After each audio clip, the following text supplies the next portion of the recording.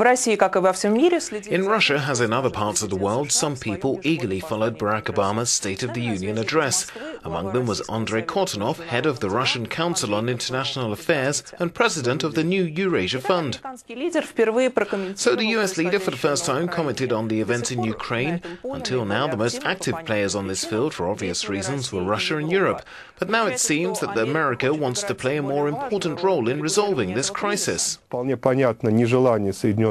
It's quite easy to understand the reluctance of the United States to intervene actively in the crisis.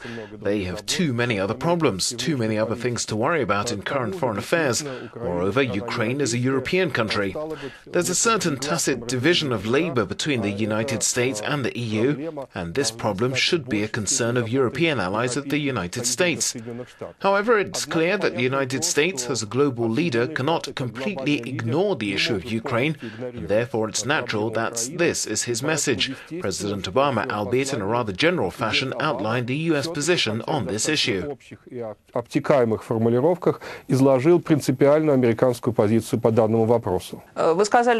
speak about many concerns in American foreign policy. Let's talk about this. Here's what Obama said about Iran.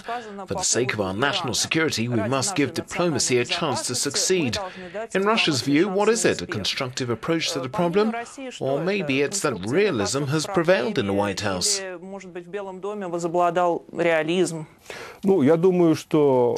I think this statement is intended primarily for the opposition in the United States. First of all, to conservative Republicans in Congress who believe that Obama's administration has made unilateral concessions and showed weakness. This administration does not want to continue the sanctions regime, which generally in some way betrays the interest of the United States and its allies, especially Israel in the Middle East. But, on the other hand, we remember that just recently some experts seriously discussed the possibility of military strikes against nuclear facilities in Iran by Israel or the United States. But Obama obviously preferred the path of diplomacy. He chose to compromise.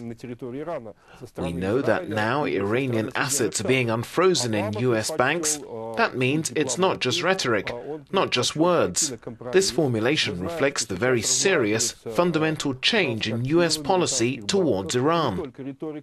Это не только слова, но эта формулировка отражает очень серьезное, я бы сказал, принципиальное изменение американской политики в отношении Ирана. Now, Syria. It was mentioned twice in this speech. The US attitude towards Syria last summer was quite belligerent.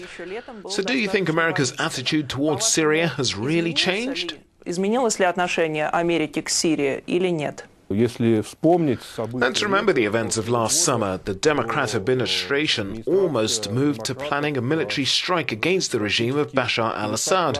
But in the autumn, in September, we had a breakthrough. This was due to the ability of the United States and Russia to find common ground and a common position on the chemical weapons issue. Со способностью Соединенных Штатов и России найти точки соприкосновения и выработать общую позицию в отношении химического оружия.